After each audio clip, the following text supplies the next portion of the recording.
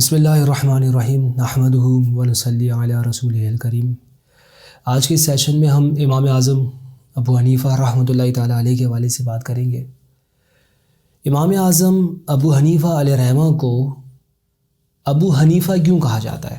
اصل میں ان کا جو اصل نام تھا وہ نعمان ابن ثابت تھا، تو نعمان ابن ثابت کے بجائے امام اعظم کے نام سے یاد کیا جاتا ہے یا ابو حنیفہ کے نام سے یاد کیا جاتا ہے، ایسا کیوں ہے؟ بعض لوگ یہ خیال کرتے ہیں کہ ابو حنیفہ آپ کی کسی صاحبزادی کا نام تھا حنیفہ، تو اسی بنا پر آپ کو ابو حنیفہ کہا جاتا ہے، جبکہ ان کی سیرت و کردار کے حوالے سے اور اخلاق اور دیگر زندگی کے پہلوؤں کے حوالے سے سیرت نگاروں نے جہاں بات کی ہے وہاں اس بات کا ذکر کیا ہے کہ حنیفہ نام کی کوئی صاحبزادی امام اعظم ابو حنیفہ کی نہیں تھی کہ جس کی بنا پر آپ کو ابو حنیفہ کہا جاتا ہو۔ ابو حنیفہ کہنے کی جو وجہ ہے وہ یہ ہے کہ اللہ رب العزت نے قرآن مجید میں فرمایا نا کہ وَاتَّبِعُوا مِلَّةَ إِبْرَاهِيمَ حنیفہ، کہ اتباع کرو ملت ابراہیم حنیفہ، ملت ابراہیم کی حنیفہ جو ہر باطل سے الگ تھلگ ہے۔ تو دین اسلام کو دین حنیف بھی کہا جاتا ہے۔ تو چونکہ امام اعظم ابو حنیفہ علیہ رحمہ کا مقام علمی اپنے دور میں بھی اور دیگر ادوار میں بھی فقہ اعتبار سے ایک عظیم مجتہد کے حوالے سے روشن تھا اور آج بھی روشن ہے۔ ملت اسلامیہ میں فقہ کی اگر ہم بات کرتے ہیں تو آپ کے استنباط اور آپ کے استخراج اور آپ کے وضع کردہ وہ اصول جن سے مسائل کا استنباط کیا جاتا ہے وہ چونکہ امام اعظم ابو حنیفہ کی ایک علمی خدمت کے طور پر جانی جاتی ہے اور یاد رکھی جاتی ہے، اسی بنا پر آپ کو ابو حنیفہ کہا جاتا ہے، یعنی صاحب ملت حنیفہ۔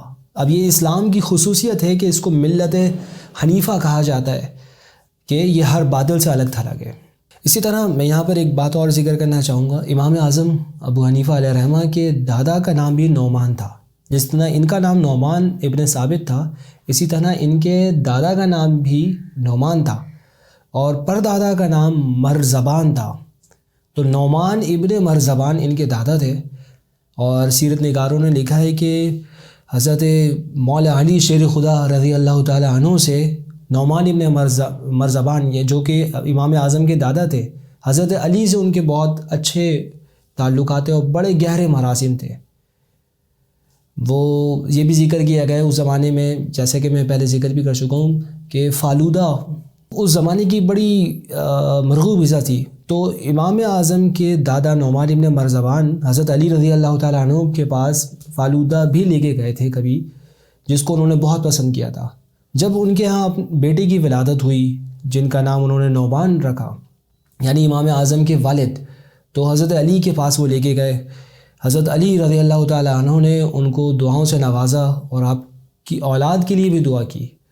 امام اعظم کے پوتے اسماعیل ابن حماد کہتے ہیں کہ حضرت علی رضی اللہ تعالیٰ عنہ کی دعا کی برکت تھی، جو کہ کہتے ہیں کہ حضرت علی رضی اللہ تعالیٰ عنہ کی وہ دعا اللہ رب العزت نے ہمارے حق میں قبول فرمائی۔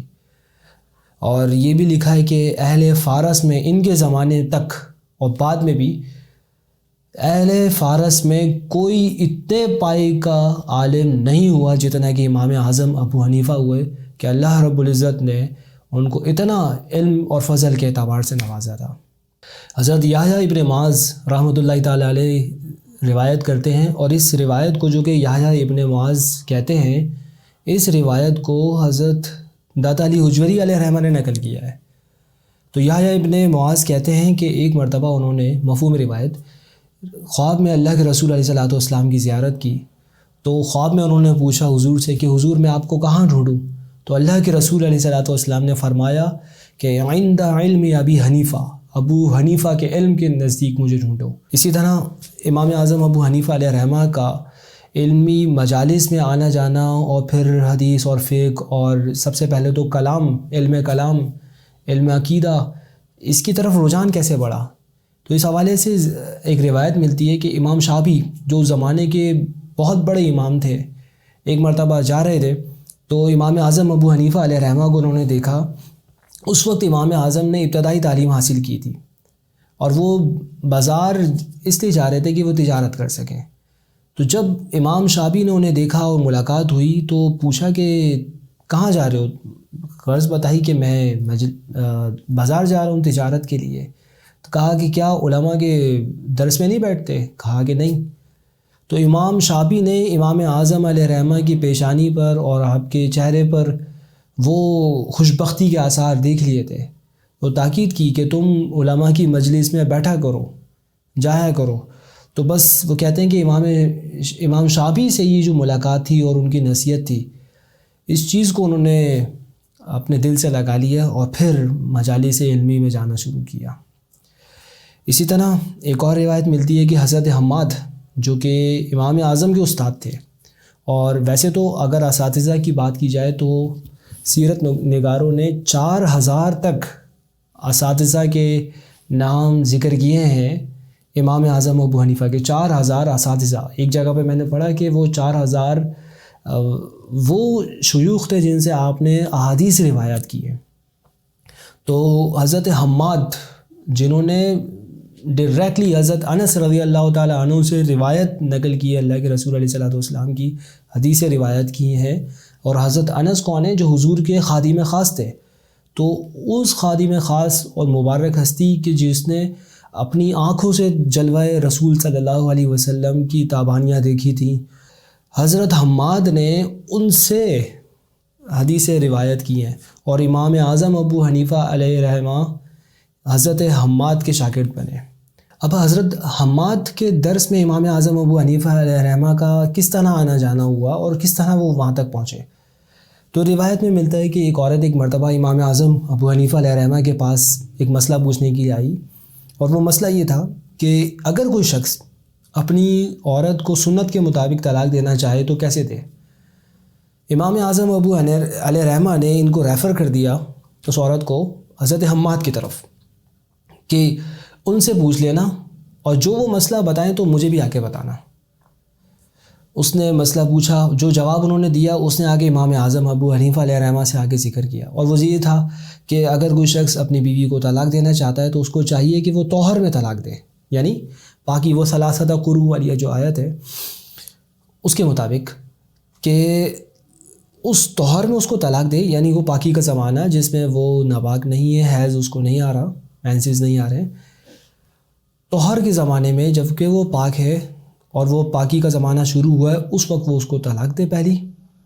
اس طرح اس کا ڈیوریشن کمپلیٹ ہوگا اور پھر وہ حیض آئے گا اگلے منتھ جو بھی اس کے دن ہے، اور پھر اس کے بعد جو طہر شروع ہوگا پھر وہ سیکنڈ طلاق اس کو دے گا. اور اس طرح کر کے جب تینوں طلاقیں واقع ہو جائیں گی اور پھر وہ پاک بھی ہو جائے گی، طہر کا وہ زمانہ بھی گزر جائے گا. اس طرح 3 طہر پورے ہو جائیں گے پاکی کے زمانے، جس کے درمیان حیض کا بھی ڈیوریشن بیچ میں آ رہا ہے.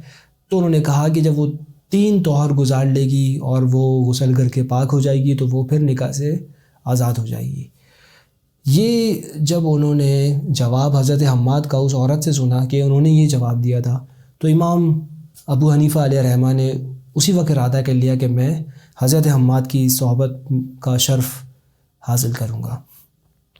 فقہ کی جانب اگر ہم بات کرتے ہیں امام اعظم کی کس طرح توجہ یہاں پر آئی، اصل میں ہوا یہ تھا کہ امام اعظم ابو حنیفہ علیہ رحمہ نے ایک مرتبہ خواب یہ دیکھا کہ وہ اللہ کے رسول علیہ الصلوۃ والسلام کی قبر مبارک کو کھود رہے ہیں.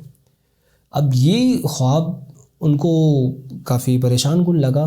اس زمانے میں ان کے محمد ابن سیرین علیہ رحمہ کتاب الرؤیا بھی ان کی موجود ہے جو کہ خوابوں کی تعبیر کے حوالے سے ذکر کی جاتی ہے. تو امام ابن سیرین کو اس پر کافی دسترس حاصل تھی. جب یہ مسئلہ پوچھا گیا، خواب کی تعبیر پوچھی گئی ان سے کہ ابن سیرین علیہ رحمہ سے کہ کیا مطلب ہے اس بات کا، تو انہوں نے اس کی تعبیر یہ ذکر کی کہ امام اعظم سے مخاطب ہو کر کہ اس کا مطلب یہ ہے کہ تم اللہ کے رسول علیہ الصلوۃ والسلام کی احادیث سے بہت سے مسائل کا استخراج کرو گے اور استنباط کرو گے. یعنی مسائل جو شرعی جیسے جیسے دور گزرتا جاتا ہے نئے نئے شرعی مسائل لوگوں کے ذہن میں آتے رہتے ہیں اور پیش آتے رہتے ہیں زندگی میں، ان کی ڈیلی لائف میں. تو انہوں نے یہ کہا کہ تم ان مسائل کا حل ذکر کرو گے. تو امام اعظم ابو حنیفہ علیہ رحمہ کو اس چیز سے، اس تعبیر سے بڑی انسپریشن ملی، اور پھر انہوں نے باقاعدہ فقہ کی طرف توجہ دی اور انتھک محنت کر کے ایک کمال مقام حاصل کیا اور مجتہد اعظم کہلائے۔ ایک مرتبہ حضرت حماد جو کہ آپ کے استاد تھے، ان کے درس میں جاتے جاتے امام اعظم کو یہ خیال آیا کہ کیوں نہ میں اپنا بھی ایک الگ درس شروع کروں۔ انہی دنوں حضرت حماد کو کسی کام سے جانا پڑ گیا۔ اب حضرت حماد کی غیر موجودگی میں کچھ فتاویٰ ہے، تو امام اعظم ابو حنیفہ علیہ رحمہ نے 60 فتاویٰ یعنی فتووں کے جوابات لکھے۔ مسائل پوچھے گئے تھے، 60 ایسے مسائل تھے۔ جب حضرت حماد آئے ان کو بھی وہ دکھائے گئے، انہوں نے ریویو کیا تو ان میں سے 40 سے انہوں نے اتفاق کیا اور 20 سے انہوں نے اختلاف کیا۔ تو حضرت حماد کا یہ علمی مقام دیکھ کر امام اعظم کے دل میں یہ ارادہ آ گیا اور یہ خیال انہوں نے کیا کہ میں اب حضرت حماد کے درس کو کبھی نہیں چھوڑوں گا۔ تو ذکر کرنے والوں نے ذکر کیا ہے کہ جو مقام فقہ میں اور دیگر علوم میں امام اعظم ابو حنیفہ علیہ رحمہ کے پاس آیا اور اللہ نے عطا فرمایا، اس کا ایک خاص حصہ حضرت حماد کے درس سے امام اعظم نے حاصل کیا تھا۔ اچھا، یہاں پر میں ایک اور بات ذکر کرنا چاہوں گا، وہ یہ کہ کچھ لوگ یہ خیال کرتے ہیں، میں نے ایک جگہ پڑھا بھی، اس رائٹر نے تو یہ کہہ لیں کہ بالکل انکار کر دیا اس بات کا کہ امام اعظم ابو حنیفہ علیہ رحمہ نے صحابہ کرام سے روایات نقل نہیں کی ہے، ان سے حدیث سے روایت نہیں کی ہے، جبکہ ایک جگہ پر یہ ملتا ہے کہ انہوں نے احادیث روایت کی ہے۔ تو بہرحال یہ ایک تحقیق کا معاملہ ہے، لیکن جہاں پر یہ پتہ چلتا ہے کہ صحابہ کرام سے انہوں نے احادیث سے روایت کی، ان میں ایک نام حضرت عبداللہ ابن ابی اوفا کا آتا ہے اور حضرت انس رضی اللہ تعالیٰ عنہ کا آتا ہے۔ یہ حضرت انس وہی ہیں جو حضور کے خادم خاص تھے۔ تو صحابہ کرام سے بھی روایات نقل کرنے کا اور حدیث روایت کرنے کا شرف امام اعظم کو حاصل ہوا، ایک تحقیق کے مطابق نہیں حاصل ہوا۔ بہرحال یہ ایک علمی تحقیق ہے اور اس پر کوئی ایسی بات نہیں کی جا سکتی۔ ہاں، یہاں پر یہ بات بالکل کنفرم ہے کہ امام اعظم ابو حنیفہ علیہ رحمہ تابعی تھے کہ صحابہ کرام کا انہوں نے دیدار کیا۔